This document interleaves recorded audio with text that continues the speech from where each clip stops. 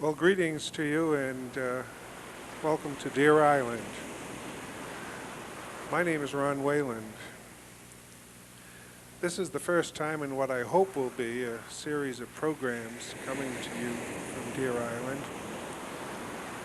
As the title suggests, this program will involve quite a bit of walking, so you may want to put on your sneakers before we begin. There'll also be a great deal of talking. Most of that will come from me, but I would still encourage you to talk back to your television, and if you wish, give the station a call. So if you're ready today, we will take a relatively short but steep walk to the top of this island. Then we can sit, look around, and get our bearings.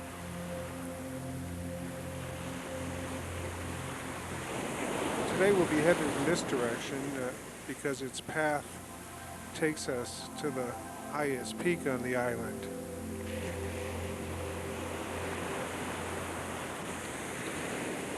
You know, in my youth I used to climb hills like this, hills much higher than this. This would be a piece of cake. How are you doing? If you get tired, let me know and we'll stop and get our breath. This upward trek reminds me of my law school years. I had a classmate and a friend who loved to climb mountains. His name was Charlie Smith. I think he originally came from the Greenfield, Massachusetts area. At least that's where his law practice is today. I haven't seen him since we got out of law school. On a number of occasions, Smitty and I would travel up to New Hampshire and hike along the mountain ranges.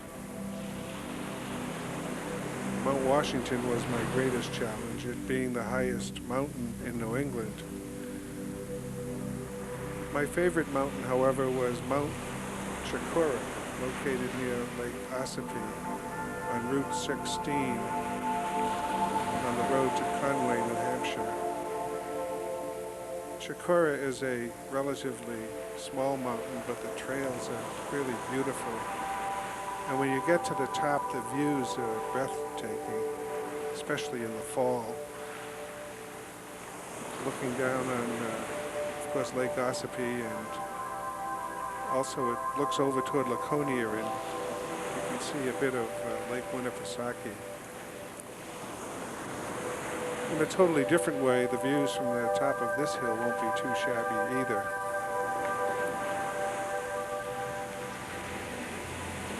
Someday they'll give names to these hills here at Deer Island. Before the politicians start naming them after themselves, I'd like to suggest at least 3 possibilities. What do you think?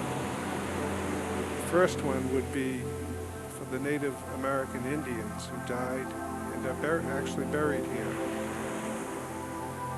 The second would be for the Irish immigrants who were quarantined here with smallpox and other diseases. They too died here and are buried here. The third, maybe the mountain closest to the front gate here, I would name a memory to the victims of 9/11, especially those who flew out of Logan Airport on that fateful day. There are many names associated with this place, and we're going to talk about them in future programs.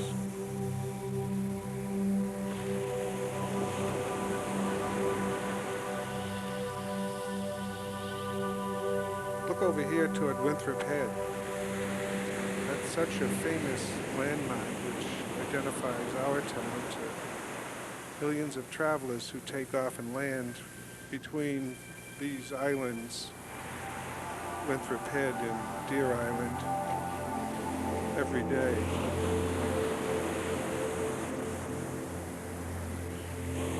Well, we're just about here, room at the top. Why don't you pull up a slab of granite and talk about what we can see, both with our eyes and with our minds.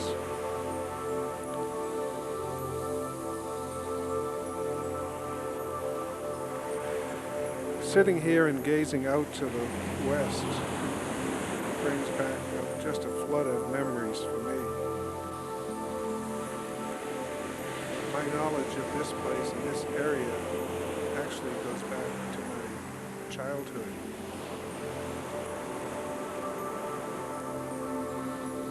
I was born and raised in the Dorchester section of Boston.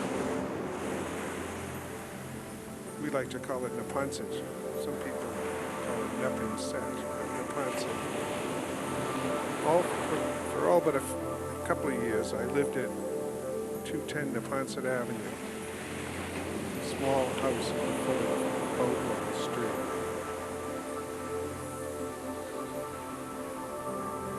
My house had some historic significance too. It was Lucy Stone's coachman's cottage. Lucy Stone, along with Susan B. Anthony, perhaps better known, led the women's rights movement in the 1880s. That movement achieved its ultimate success in the year 1920. The woman achieved the right to vote.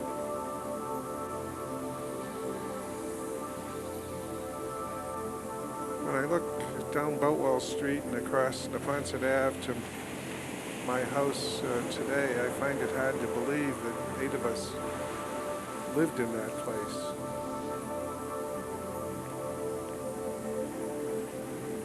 When I recently visited the old neighborhood to take pictures actually for this program, I was thrilled when the owner, Mr. McKenna, invited me in to see my old home.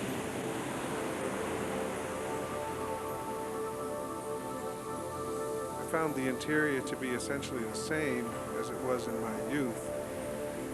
I remember Mr. Haight was his name, distinctive name. He was a very fine Nova Scotia carpenter. He removed the wall between the living room and the dining room and covered the walls with knotty pine. Fresh wood smelled so good. It was so light, too. He then stained the wood and allowed it to age. I guess like the rest of us, as I noticed when I was there. The kitchen, I thought, was small then. It's really small when I look at it today. The McKennas put a new floor on it, and what was the pantry to me is now a new bathroom. My mother and father's room was up on the second floor. Next to that was Ann's and Nana, my mother's mother. Her room, later occupied by the last arrival in the family, Greg, faced the front of the house. The only bathroom in the house was also on the front floor. Sometimes it seemed like you had to make a reservation to get into the bathroom. But other than that, it wasn't a particularly special place in any way. That is except on the many occasions when my mother would take her lipstick and write the word for the day on the mirror, along with its complete definition.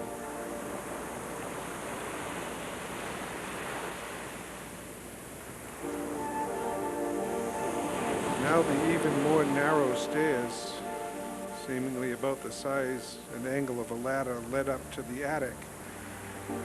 At the top was my brother Bill's room, which looked out on Neponset Avenue. On my recent visit, when I got to the top of the stairs, the first thing I noticed was the old floor. I was so happy to see it was still there. When I was very young, in the winter they used to fill the Gavi playground with water so that people could skate on the ice. I remember we begged our parents for ice skates, and one day my father took us to a barn located on Wayland Street, by name, in Dorchester, and there he bought us some used ice skates. Well, that evening up in our attic rooms, my brothers and sister put on our new used skates, turned on the radio to a Boston Bruins Chicago Blackhawk game, and skated up and down the attic, reenacting what we had heard on the radio. My parents weren't too amused. When I got there this time, these many years later, I inspected the floor, and there still are some signs of what we were doing there. My twin brother Doug and I had our room in the back of the attic. In truth, it was the best room in the house. This partly because my mother usually would not chase us that far when we were in need of discipline, which was often the case. Most of all, it was the best room in the house because of the attic window. In those days, and perhaps even today, I had a reputation for being a daydreamer. I would spend endless moments, perhaps even hours, kneeling on the floor with my elbows on the windowsill, looking out between the Moody and McIntyre houses across the field, beyond the old Colony Railroad tracks over Tenny Ann Beach to Squantum Naval Air Station, and then across Boston Harbor to a town and a hill with a red, white, and blue water tower on it. I wonder what the name of that town was. And then we could even see Boston Light and the ocean beyond.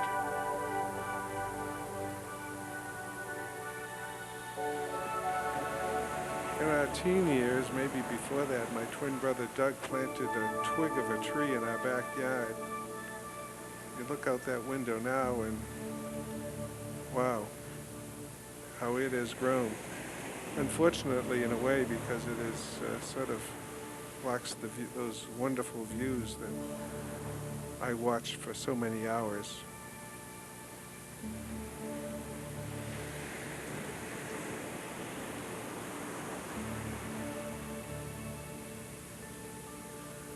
I mentioned earlier that this was Lucy Stone's coachman's cottage, the famous suffragette. It was fitting that my mother lived in Lucy Stone's house.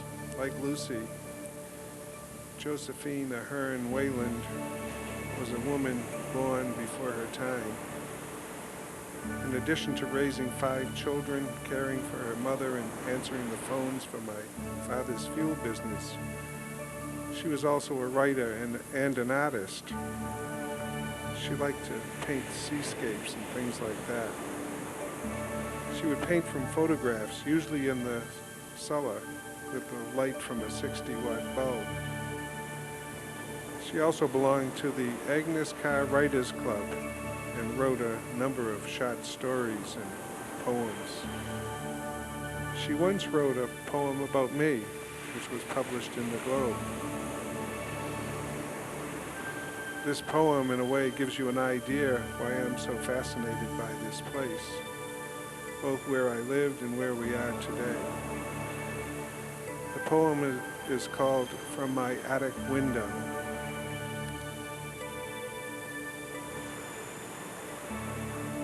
My mind was full of stories about all these places, from the field immediately below my window, today a Stop and Shop supermarket, to the old Colony rail tracks, now the T route to the South Shore, and Tenny Ann Beach. We spent our summers there, and the Naval Air Station at Squantum. I can tell a lot of stories about that, and probably will. I could see Winthrop from my window and hear Deer Island and Boston Light and beyond. I do hope I can share a lot of these stories with you in time as we walk around this island. And I expect that I will. Today I want to talk especially about the physical surroundings and makeup of this island and this area.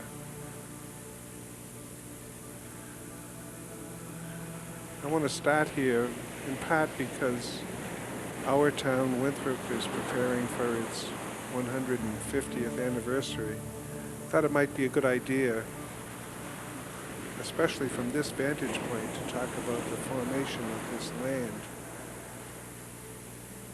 I'll admit that my knowledge in this area is limited, but perhaps it'll be enough to get you interested in the subject matter. By way of introduction, in my early teen years, I spent a lot of time at the Adams Street Library, and to everyone's surprise, including mine, was elected president of the Children's Library Club. There was a wonderful librarian there who was so good to me, and on occasion I would, at her suggestion, read a book. One day she introduced me to a book called Boston Through the Ages. It was a fascinating geological history of Boston. The stories it told were even more fascinating than the fiction of my mind as seen from my attic window. The introductory chapter in the book talked about volcanoes, earthquakes, and floods in the Boston area. It said that the earliest known rocks in this area are located right nearby in Braintree and Quincy. The oldest rocks are called Braintree slate. The book said that these rocks, located deep beneath the earth, were changed because of the extreme heat coming from the center of the earth. The rocks melted, and because they were deep in the earth, slowly cooled to form what today is known as Quincy Granite. This dark, coarse granite played an important role in the history of Boston and this region. This country's first railroad was built to transport the granite to Boston, where it is found in many of our historic buildings and monuments. I think some of this granite found its way here to Deer Island when the prison was built. The riprap now used to protect the island doesn't look like Quincy granite to me, but perhaps there are some pieces of it still around. As a matter of fact, I think we may be sitting on Quincy granite. It looks a lot like it, these slabs that have been placed at the resting spots around the island.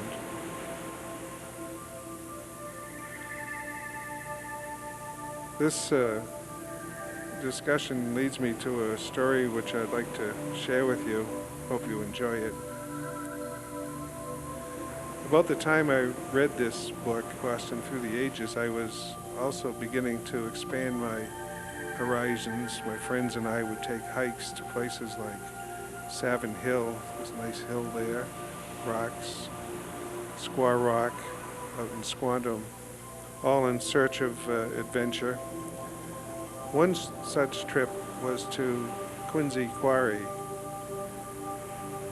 It was the practice by many of my friends on a hot July or August day to hike over to this quarry in Quincy and go skinny dipping. So off we went on one hot August day to see these old rocks and to cool off in the ice-cold quarry water. I remember when we got there, there was already a pretty good crowd. The bravest among us would jump off, maybe even dive off the cliffs into the quarry. I tried it once, the old cannonball. It was fun.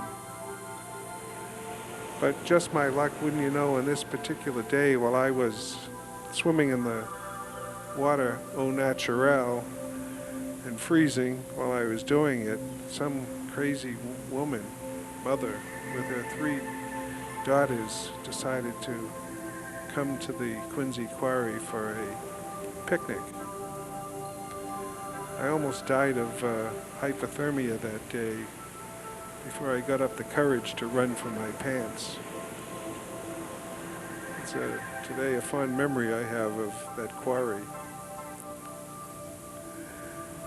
But back to the academics, the amazing thing the library book, Boston Through the Ages, told me was that this entire place we see here today, as we look around, and everything I saw from my attic window in my youth, was not always here. That's right.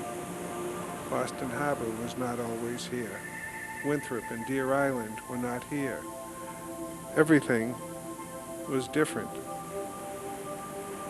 We know these things with certainty because they're written in stone. They're written in the rocks. At one time, this place had vegetation, which included ferns as big as a house. It had fierce animals, including great crocodiles and mammoths, which roamed in these parts. It's hard to believe, but it's true. So when did this place begin to look like it does today? I think that's a good question. They tell us that we'd have to go back about 150,000 years. I like to think that Winthrop, Deer Island, and this region was, in a sense, delivered to us by mail. In this case, the mail was a series of massive glaciers. The glaciers were extended as far away as Quebec, Canada, and they were so thick that they exceeded the height of Mount Washington in New Hampshire. We know this because the boulders at the top could only have gotten there, from the top of Mount Washington, could only have gotten there that way. When at least one of the glaciers receded and melted, it did so first from the west. The result was the creation of a large freshwater lake, which geologists today call Lake Shamet. So for perhaps thousands of years, this place we see today was just a freshwater lake. Amazing, isn't it? Then things from our perspective, I guess, became more interesting, at least more useful to present living. The melting glaciers deposited mounds of what is known as till. Till is a combination of sand and clay and boulders. The moving glaciers scraped off the tops of the hills and formed what are called drumlins. I should add that at some point the earthquakes, I'm not sure if this happened before or after the drumlins, created an unstable land we lived on, and this Boston area sort of dropped down to form a basin, which we know as the Boston Basin, surrounded by granite-filled hills, which we can see from the Blue Hills and out in Arlington. And when you get outside this area, it's pretty easily noticeable. Now things were beginning to get familiar.